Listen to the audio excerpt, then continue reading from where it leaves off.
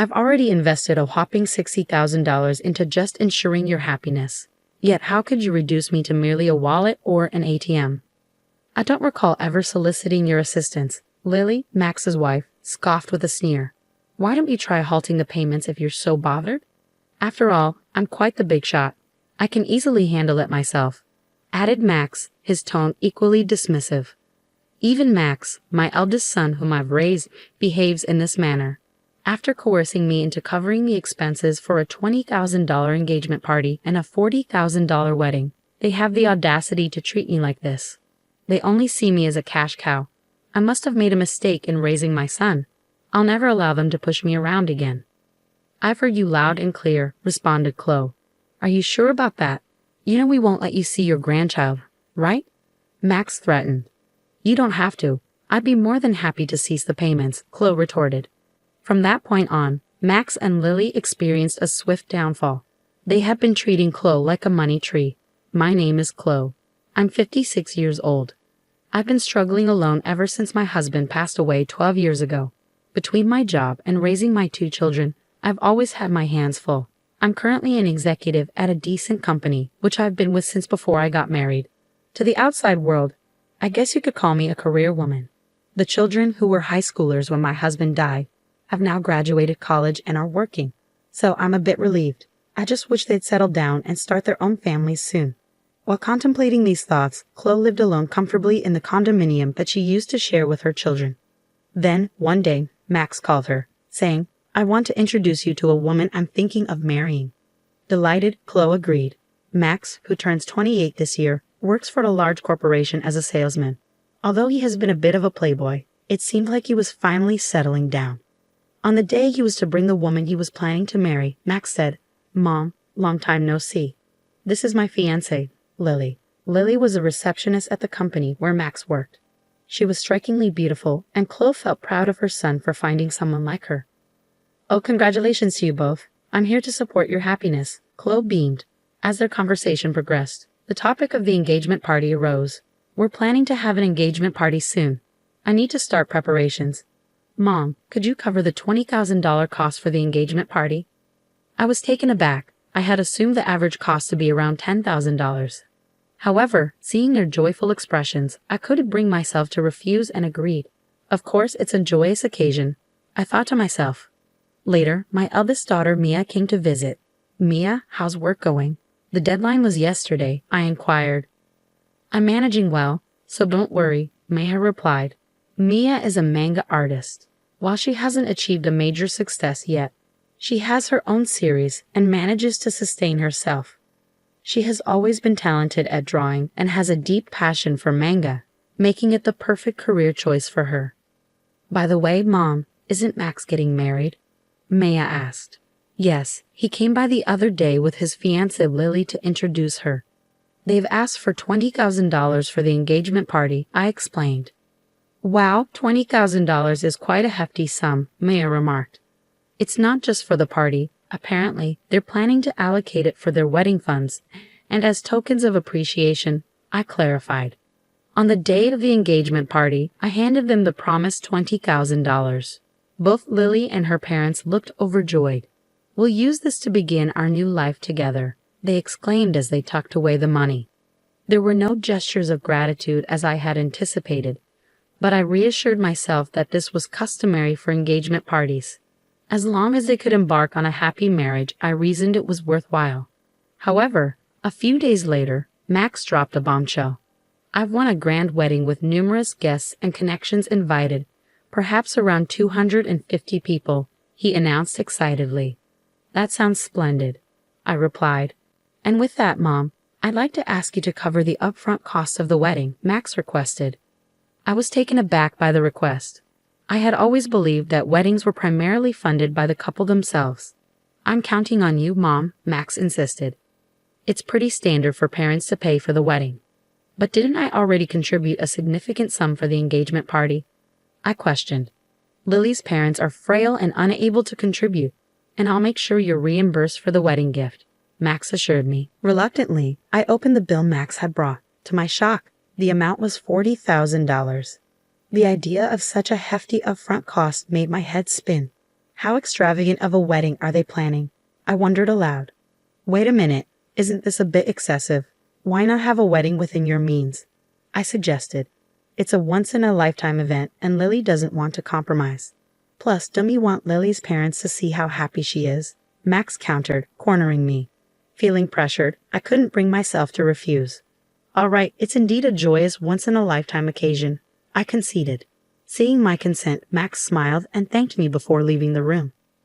Later, I transferred the upfront cost of $40,000 to the wedding venue. It was difficult to part with the money I had been saving for my retirement, but I reassured myself that it was for my child's happiness. 2 months later, on the wedding day, the venue was more luxurious than I had anticipated. Mia and I arrived early in the morning to change into our dresses and get our hair done. As I approached the bride and groom's dressing room to knock, I overheard their conversation. I can't believe we're able to have such an extravagant wedding. All thanks to Mom, Lily exclaimed.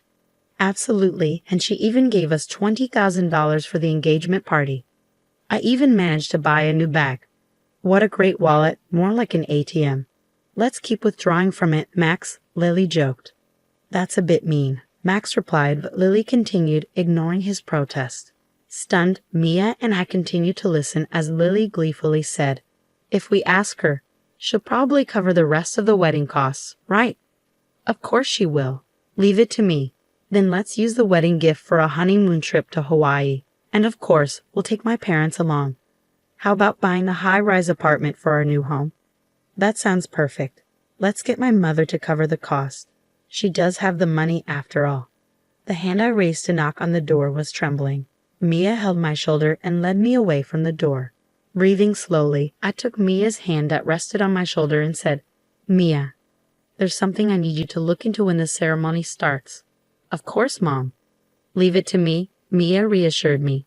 And so Max and Lily's wedding began. Throughout the ceremony, their vows in the chapel, and the toast at the start of the reception, all I could think about was the conversation the two of them had earlier. Presenting the groom's mother, Chloe, even as the MC introduced me and a spotlight fell on me, all I could muster was a bow. Mia, who had been making the rounds toasting, came back to me.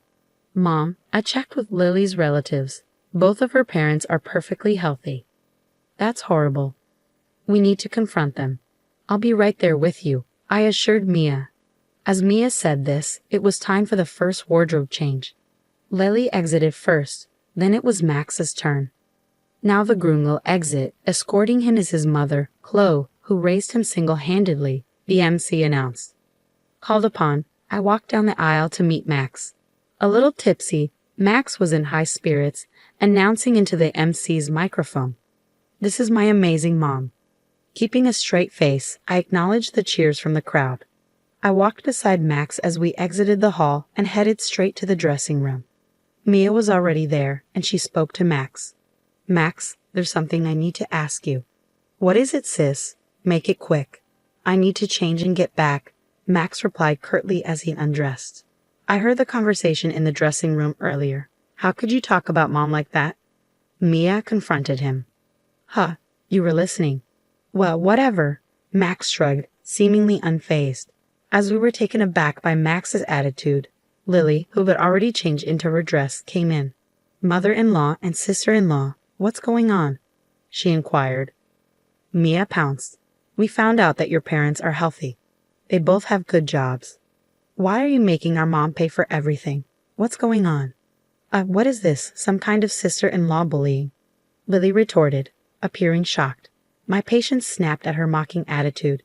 I've already paid $60,000, hoping for your happiness. And yet you treat people like their wallets, ATMs. What kind of language is that? I exclaimed.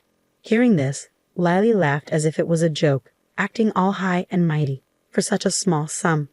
We're not in your debt. Besides, it's normal for the groom's parents to pay for the wedding, right? But you lied about your parents being ill to buy a new bag, Mia pointed out. Oh, you were eavesdropping. That's a terrible hobby, Lily scoffed. Watch your mouth, Mia, I warned, feeling angry at Lily's dismissive attitude. Lily then looked at Mia. I don't want to be told off by an older sister who is still single at 30, doing some weird job as a manga artist. It's because you're such a nerd that you can't get married. That's right, you're hopeless. When it comes to marriage, Sis, Mom, if you want to see your grandkids, don't speak rudely to us, Max asserted. Mia was stunned speechless. How dare you speak to me like that? I tried to scold them. But Max laughed and responded, if you're going to talk like that, try stopping the payments. After all, I'm in a light. I can easily handle it. Well, it'll be a shame to lose the cash cow, Lily chimed in. I had already paid $20,000 for the engagement party and $40,000 for the wedding. And this is how they repay me. No gratitude, only cruelty. I must have gone wrong somewhere in raising my son. I'd had enough. I wouldn't be manipulated by them anymore. I've heard all you have to say. Are you sure about that? If you don't listen to us, you won't see your grandchild. Max threatened. But I firmly responded, that's fine. You don't need to bring him over. I'll gladly stop the payments. Max and Lily just stared at me, stunned. I'm severing our ties here. I wish you all the best with that, I declared, taking Mia's hand as we left the venue. The joyous noise of the reception was still audible as we departed. A month later, as Mia and I were enjoying some tea at home, the intercom rang with a shrill tone. Oh, Mom, it's Max. What should we do? Mia asked. Let him in, dear, I replied. Max, whom I hadn't seen in a month, looked remarkably worn and tired. Why the sudden visit, Max? I inquired. Mom, you must have received the bill for the wedding venue by now. Why haven't you paid? Max asked. Huh? Oh, the bill for the remaining balance. It was $45,000, right? It arrived, but I have no obligation to pay it, I stated firmly. Don't be like that. In the end, we didn't receive many wedding gifts and couldn't pay the bill, so now we're in debt, Max confessed.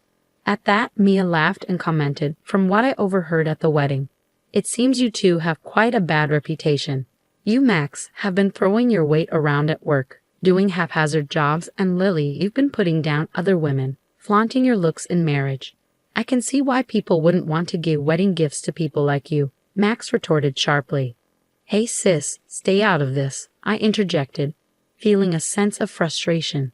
It's not just me you haven't been considerate of, it's everyone around you. The wedding expenses are your own doing. Please pay them yourselves, I pleaded. Mom, I'm in a bind here. Lily can't control her spending, and even her parents have started to take advantage of me. Lily's love of money isn't exactly a new revelation, Mom. Plus, having seen Lily, I can easily imagine her parents behaving the same way. Please, Mom, think about helping us. Give us some money, Max begged desperately. To Max's desperate plea, I sternly replied, you were the one who said, I'm in a light. It'll be a piece of cake, and told me to stop making payments, weren't you? And didn't you say that we were severing our ties? I have no obligation to give you any more money. Mom, don't call me Mom. I don't want to be called that by someone who has only ever seen me as a cash cow.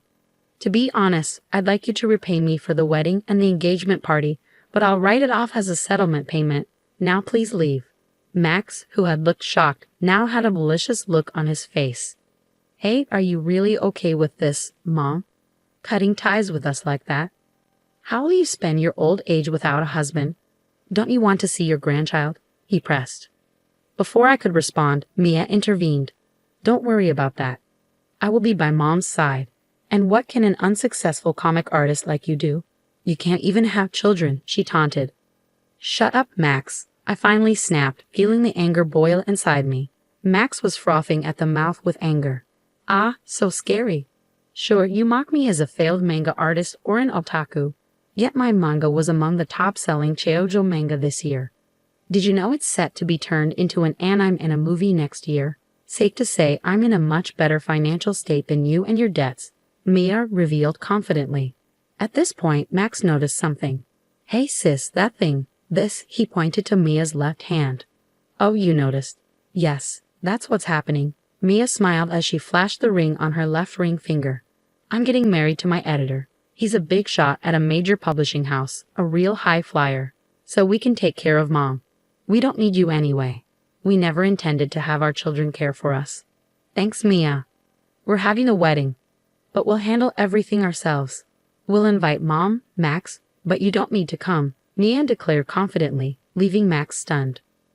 I said, did you get it now? Never bother us again, I declared firmly, pushing Max towards the front door along with Mia. Please. Mom, and you too, sis, Max pleaded. But before he could finish, something came to mind. What are you going to give us, money? Max asked eagerly. Upon hearing this, I turned to him with a stern expression. That director at your wedding. Turns out, I didn't know, but he's a client of my company. It seems you're hiring, and all your undeserved privileges were out of consideration for me. I told them to stop that, though. What? You didn't hear about this? Stop it. Please handle it on your own now. Goodbye, I said firmly, as Mia and I pushed Max outside and firmly locked the door. Max made a fuss outside, but after ignoring him for a while, it became quiet. A year passed since then. Right after that incident, I sold the house to avoid Max and Lily's visit and bought an apartment with elderly services for my old age. According to a neighbor from my condo, Max and Lily showed up and created a scene, asking why I wasn't there. Hence, I believe my decision was the right one. As for Max and Lily, they abandoned their dream of a luxury high-rise apartment and now live in a cramped space. Max, it seems, was demoted after his actions were reviewed. Perhaps hurt from falling from his elite status, Max worsened his attitude towards others. It's surprising he's not fired yet. Lily, who quit her job upon marriage, continued to splurge for a while, but their funds quickly ran out. Even with their debts, Lily's luxurious habits did not change, and her parents continued to demand money. Apparently, they quarreled daily. I hope the two learn the hardship of earning money and appreciate the people around them and grow up, though that might be too much to ask from them. I still maintain a good relationship with Mia. Mia's husband is a good man who treats me well, and they are expecting a baby. I plan to spoil my lovely daughter and grandchild, and looking forward to it keeps me working every day.